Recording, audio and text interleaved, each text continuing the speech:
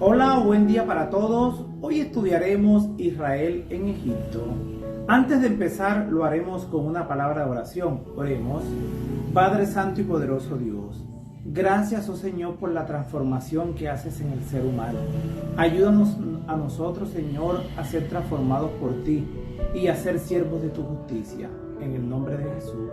Amén. El versículo de memoria lo encontramos en Génesis, capítulo 47, versículo 27.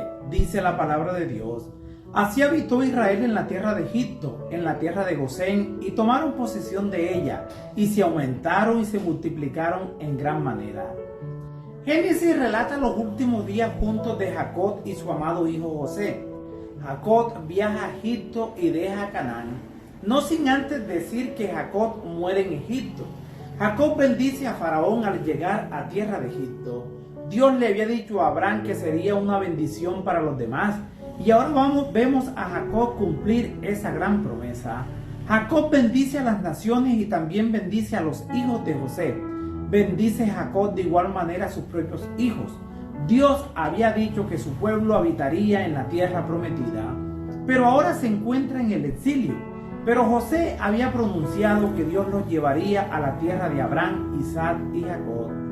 De cierta manera, la vida de José ilustra la vida de Cristo. La envidia de sus hermanos lo motivaron a venderlo como esclavo. Ellos no querían que José llegase a ser superior a ellos, y al deshacerse de José pensaron que ya la amenaza había terminado. Pero Dios hace todo lo contrario. El propósito se cumple por medio de José. De la misma manera, los sacerdotes judíos estaban celosos de Cristo, no queriendo, según ellos, que Jesús desviara la atención del pueblo de Israel. Decidieron matarlo para que no llegase a ser rey. Pero con la actuación de los judíos, Jesús logró el resultado que buscaba. Se convirtió en rey de los judíos. José se convierte en siervo en Egipto y termina salvando a su familia. De la misma manera, la crucifixión de Cristo lo hizo redentor de toda la humanidad. José fue vendido por sus propios hermanos. Jesús fue vendido por uno de sus discípulos. José fue encarcelado falsamente. Cristo fue encarcelado injustamente porque reprendió al pecado y fue condenado por testigos falsos. Leamos Génesis, capítulo 46, versículo 3 al 6. Dice la palabra de Dios: Y dijo: Yo soy Dios, el Dios de tu padre. No temas de descender a Egipto, porque allí yo haré de ti una gran nación. Yo descenderé contigo a Egipto, y yo también te haré volver, y la mano de José cerrará tus ojos. Y se levantó Jacob de Beerseba, y tomaron los hijos de Israel a su padre Jacob y a sus niños, y a sus mujeres en los carros que Faraón había enviado para llevarlo. Y tomaron sus ganados y sus bienes que habían adquirido en la tierra de Canaán, y vinieron a Egipto Jacob y toda su descendencia consigo. Dios se le aparece a Jacob: no temas. Esta declaración divina revela que Jacob había temido hacer mal en ir a Egipto. Anhelaba ver a José, su hijo por tanto tiempo perdido, pero también recordaba las malas consecuencias del viaje de Abraham a Egipto. Eso lo encontramos en Génesis capítulo 12, versículo 14 al 20. Y que Dios una vez le había prohibido a Isaac que fuera allí durante un periodo de hambre. Génesis capítulo 26, versículo 2. El saber si Dios aprobaba este viaje o no puede haber sido una seria pregunta en la mente del patriarca. Ahora Dios expresó su aprobación del viaje y le dio promesas tranquilizadoras, como antaño, cuando salió para Padán Aram.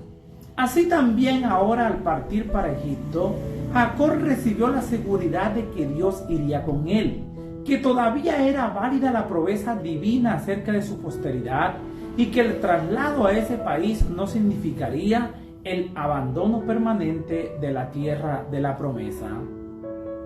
Dios le ofrece a Jacob un futuro glorioso. Va con la convicción que Dios va a su lado. Ahora toda la familia en Egipto, es decir, 70 personas, incluido José y sus 2 hijos. Gracias a estos relatos, Dios nos muestra la historia de la salvación. Son parte del plan de Dios para dar redención, si es posible a toda la raza humana. Pero como sabemos que no todos aceptan la promesa divina, Dios quiere salvarte a ti. Acude a ese llamado. Difundimos este evangelio que es para toda la raza humana. Leamos Génesis capítulo 47 versículo 1 al 3.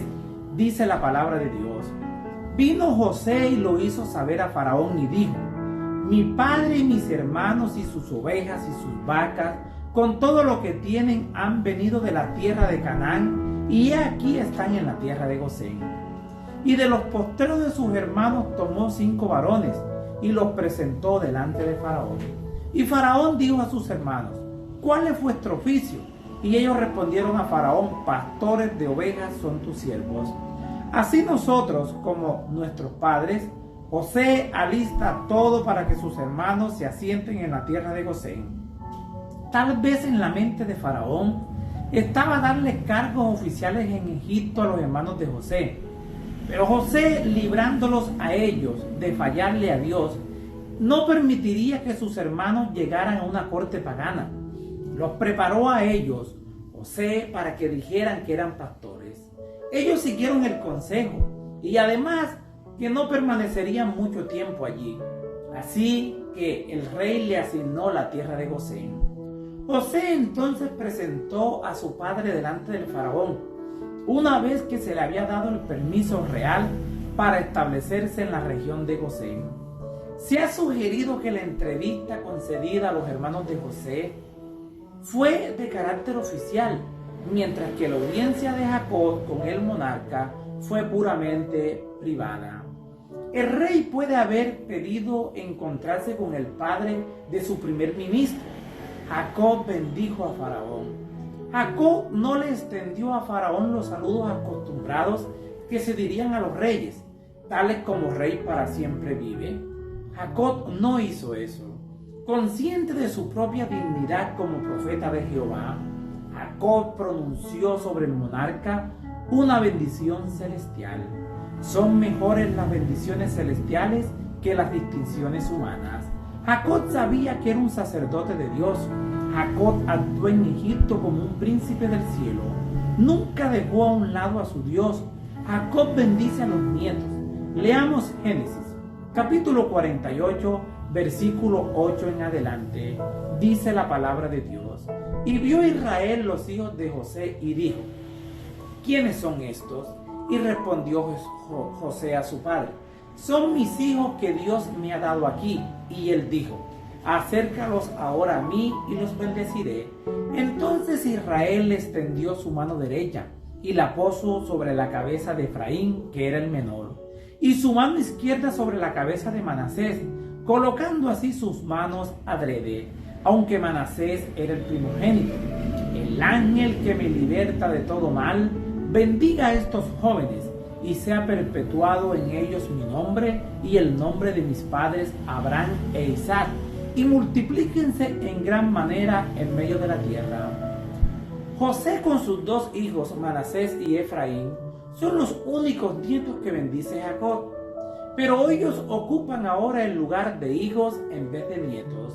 Pero notamos que la preeminencia está del menor sobre el mayor, pero la bendición inicial es para José. Eso implica que las promesas de Dios son fieles para sus hijos. Jacob testifica de su Dios, que es padre de Abraham y padre de Isaac. El mismo Dios que brinda alimento y protección es el mismo Dios que libra del mal. Es el mismo Dios de bendición que cambia el nombre del usurpador por Israel. Con todas estas experiencias, el patriarca puede ver que Dios transforma el mal en bien. Jacob sabe que Dios se encargará de la vida de sus nietos, así como cuidó de él y también de José. Pero Jacob también sabe que Dios cuidará de ellos cuando regresen a Canaán, ya que Dios ya no daría una parcela a Jacob en Siquem, sino toda la tierra de Canaán para su descendencia. Aún en medio de todo, Jacob confiaba en las promesas de Dios. Dios le había dicho a Abraham que por medio de esta familia serían benditas las familias de toda la tierra, y lo estaba dando a conocer. Jacob bendice a sus hijos. Leamos Génesis, capítulo 49, versículo 1 y 2. Dice la palabra de Dios: y llamó Jacob a sus hijos y dijo: juntaos y os declararé lo que has de acontecer en los días venideros. Juntaos y oíd, hijos de Jacob, y escuchad a vuestro padre Israel. Jacob en su bendición a los hijos ve al Mesías y la esperanza de la salvación. Ya que Jacob habla de los postreros días, aquí se ve en este capítulo el futuro linaje de estos hombres. Ellos enfrentarían el futuro de acuerdo a sus distintos caracteres. Dios deseaba que ellos tuvieran temperamentos diferentes, pero de acuerdo a sus decisiones cometerían errores. Ya eso no dependía de Dios, dependía de sus propias decisiones, sino de ellos como individuos. Cuando leemos Génesis capítulo 49, versículo 8 al 12, nos damos cuenta que por intermedio de Judá vendría el Mesías. Por medio de Judá vendría el rey de David y también que traería paz. Todo este texto apunta a Jesús. Jesús llegaría en todos los pueblos para que por medio de Jesús se doble toda rodilla. Todas las naciones rendirían homenaje a Jesús. Más bendiciones para la descendencia de Jacob. Leamos Génesis capítulo 49, versículo 12 en adelante. Dice la palabra de Dios: después de la bendición y la profecía sobre las 12 tribus de Israel, Jacob piensa su muerte y encarga a sus hijos que lo entierren en Canaán, en la cueva de Macpela, donde fue enterrada Sara. Fue tanta gente al entierro de Jacob que es un modelo del éxodo de Egipto, varios siglos después. Muere Jacob y sus hermanos se preocupan por su futuro. Piensan que José se va a vengar de ellos. Van donde José, se inclinan delante de él y dicen que serán sus siervos. Eso recuerda los sueños que José había tenido en el pasado. Pero José les dice: tranquilos, no tengan miedo. Ellos pensaron mal, pero Dios convirtió eso malo en algo bueno y cambió el curso de todo ese mal que vino para José como medio de salvación, a pesar de todos los fracasos humanos. La providencia de Dios siempre triunfa. Luego José anuncia su muerte, pero dice Dios los visitará, y cuando los visite se llevarán de aquí de Egipto mis huesos. Cuando salieron de Egipto ellos cumplieron las palabras de José. Según Éxodo capítulo 13, versículo 19, en última instancia se cumple la promesa de la tierra prometida. Canaán es un símbolo de la esperanza suprema de la salvación, también de la restauración y de una nueva Jerusalén en un cielo nuevo y una tierra nueva. Esa es nuestra máxima esperanza, una esperanza garantizada gracias a nuestro Salvador Cristo Jesús.